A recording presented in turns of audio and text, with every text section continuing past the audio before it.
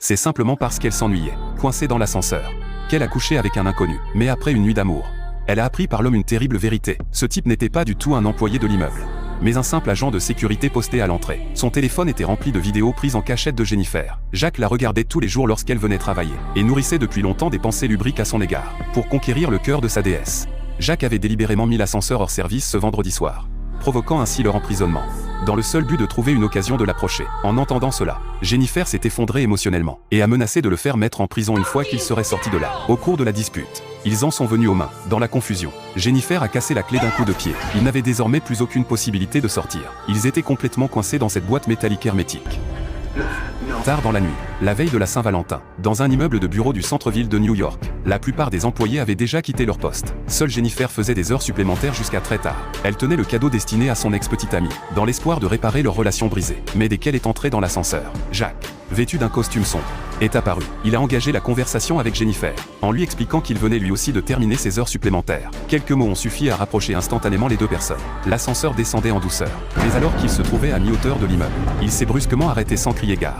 Les lumières se sont éteintes, et tous les boutons d'étage ont cessé de fonctionner, comme c'était samedi le lendemain. Tous les autres employés étaient déjà rentrés chez eux. Ils étaient les deux seuls à rester dans tout l'immeuble. La première réaction de Jennifer fut la panique. Elle essaya d'appeler à l'aide devant la caméra, frappa frénétiquement contre la porte en acier, et grimpa sur les épaules de Jacques pour chercher une issue. Mais le plafond s'est avéré exceptionnellement solide, et aucune de leurs tentatives n'a abouti. Puis, pendant ce long moment, ils ont commencé à se confier l'un à l'autre. Ils n'ont bien sûr pas manqué de boire quelques verres, et leurs conversations sont devenues de plus en plus intimes, passant des sentiments aux relations entre hommes et femmes. Dans cet espace clos, sous la lumière tamisée, l'ambiance suggestive s'est intensifiée à toute vitesse. Finalement, ils ont franchi la ligne. C'est ainsi qu'a eu lieu la scène du début de la vidéo. Après cette expérience, Jacques pensait pouvoir conquérir le cœur de la jeune femme. Mais Jennifer ne voyait là qu'un exutoire émotionnel. Elle pensait toujours à son ex-petite amie et dit à Jacques qu'une fois sorti de là, ils redeviendraient de parfaits inconnus. Quant à la nuit dernière, il devait la considérer comme un rêve. La remarque désinvolte de Jennifer, c'était juste pour s'amuser, alluma directement la mèche de la tragédie à venir. Voyant que sa déesse était sans pitié, Jacques cessa de faire semblant. Il avoua sans détour qu'il n'était pas un simple employé, mais un agent de sécurité de l'immeuble de bureau. En réalité, il était amoureux de Jennifer depuis longtemps, mais, craignant d'être rejeté en raison de leur différence de statut social, il n'avait jamais osé lui avouer ses sentiments. Quant à la situation dans laquelle il se trouvait aujourd'hui, c'était une occasion que Jacques avait lui-même créée. En apprenant la vérité, Jennifer s'est complètement effondrée. Elle a déclaré sans détour qu'elle appellerait la police dès qu'il serait sorti. En entendant cela, Jacques s'est mis en colère et s'est battu avec elle. Une fois calmés, ils ont tous deux compris que seule leur coopération leur offrait une chance de survie. Après s'être mis d'accord, Jacques a rapidement grimpé le long du mur. Il se souvenait qu'il y avait une trappe d'inspection au plafond. Il suffisait de la soulever pour grimper, atteindre l'étage supérieur et quitter l'immeuble. Mais le problème, c'est que le plafond était très haut. Pour y accéder, il fallait que quelqu'un le soulève depuis le sol. Après discussion, ils ont conclu un accord provisoire. Jacques s'accroupirait en bas pour servir d'échelle humaine, et Jennifer grimperait sur lui pour sortir la première et aller chercher de l'aide. Elle promit qu'une fois sortie, elle trouverait quelqu'un pour sauver Jacques. Jacques crut naïvement à ses paroles, sans se douter que Jennifer, bien qu'elle ait donné son accord, avait déjà pris sa décision. Dès qu'elle serait sortie, elle appellerait immédiatement la police, pour que ce pervers de Jacques paie le prix fort. Jacques réussit enfin à hisser Jennifer jusqu'au sommet. Mais ce qui l'attendait, c'était un doigt d'honneur.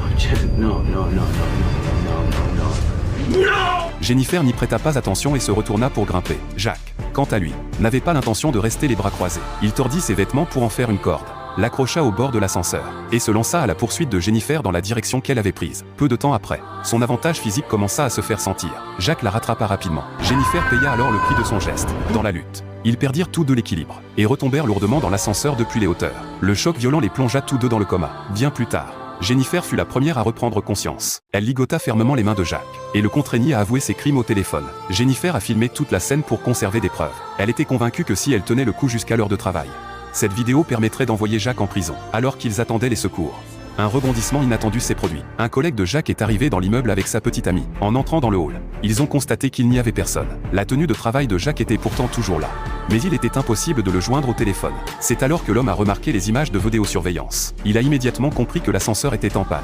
Jennifer, comme si elle s'accrochait à une bouée de sauvetage, se mit à frapper frénétiquement contre la porte de l'ascenseur pour appeler à l'aide. L'homme rassura les deux femmes en leur disant de ne pas avoir peur, et partit aussitôt à la salle de sécurité chercher une clé de secours. Mais pendant les quelques minutes où il quitta le poste de surveillance, Jacques parvint à se libérer des bandes qui lui liaient les mains. Au moment où son collègue, après avoir forcé la porte, se retourna, Il lui asséna un coup de poing qui l'assomma, ne comprenant pas ce qui venait de se passer. Il s'apprêtait à monter pour voir ce qui se passait, quand Jacques a soudainement actionné le mécanisme de levage. Après avoir nettoyé les lieux, Jacques a fourré Jennifer dans le coffre de sa voiture, puis a effacé les enregistrements de vidéosurveillance de l'immeuble. La voiture a roulé jusqu'à une décharge en périphérie. Jacques avait initialement prévu de verser de l'essence partout pour brûler Jennifer vive. Mais il ignorait qu'elle s'était en réalité réveillée depuis longtemps. Elle n'avait cessé d'attendre l'occasion de se venger de Jacques. Jennifer a immédiatement pris le volant pour tenter de s'enfuir. Mais à peine avait-elle parcouru quelques dizaines de mètres, qu'elle a brusquement enfoncé la pédale de frein. Le regard déterminé. Elle savait pertinemment que même si elle appelait la police, Jacques trouverait certainement un moyen de se venger d'elle. À cette pensée, Jennifer a directement enclenché la marche arrière et appuyé sur l'accélérateur, pour foncer droit sur Jacques et le tuer.